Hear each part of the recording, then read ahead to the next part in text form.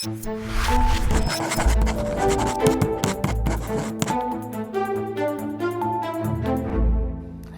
this day, 249 years ago, the Second Continental Congress officially adopted the Declaration of Independence, declaring us free from Great Britain.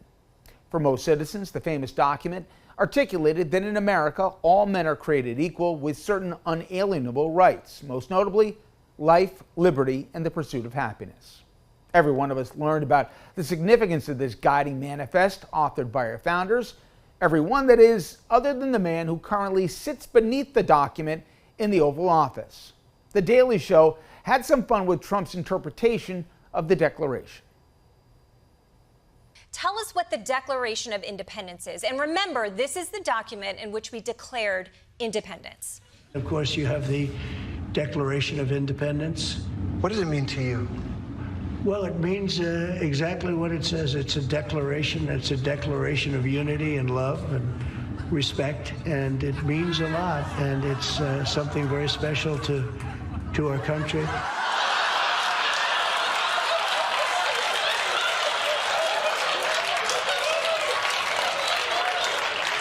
Look at Terry Moran's face. He looks like a teacher about to call the school psychologist.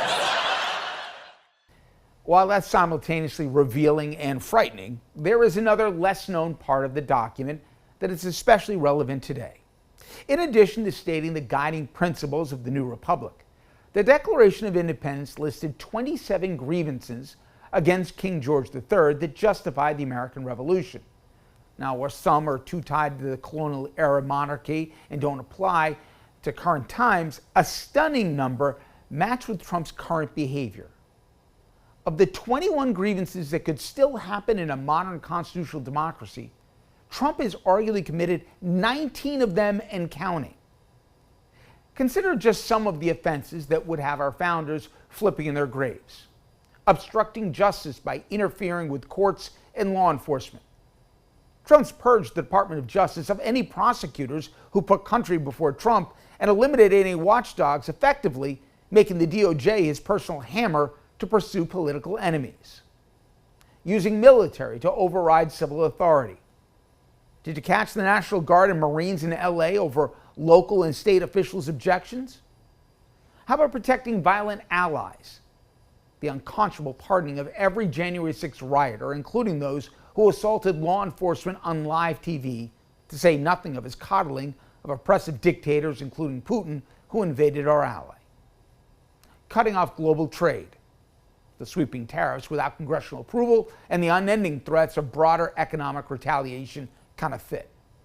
Transporting people across for pretend offenses. This is where wrongful deportations, including legal residence, kicks in. Dismantling government departments? How about established agencies like the Department of Ed and others being gutted, all courtesy of Musk and the Doge Bros? Abandoning protection of some states and cities. Trump has selected blue cities and states that either didn't vote for him or have Democratic leadership for selective persecution by either withholding funding or even denying FEMA aid after a disaster. Shockingly, I could go on and on here, but you clearly see the point. Our founding fathers justified a revolution against an abusive monarch for some of the same offenses our president is currently imposing on our own nation.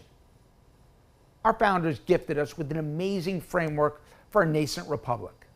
The checks and balances, the separation of powers they believed would prevent an autocrat from amassing too much unchecked authority. What they couldn't have realized was that an unprincipled, self-enriching felon like Trump would be emboldened by a Supreme Court that seemed impassioned to reward his criminality and a Republican Party that has capitulated to his every impulse. The 4th of July should be a day that we come together and celebrate as a nation. But as a recent poll has confirmed, patriotism is at an all-time low, and fears about the durability of our democracy are at an all-time high. We all know the reasons for this. I think our founding fathers would agree.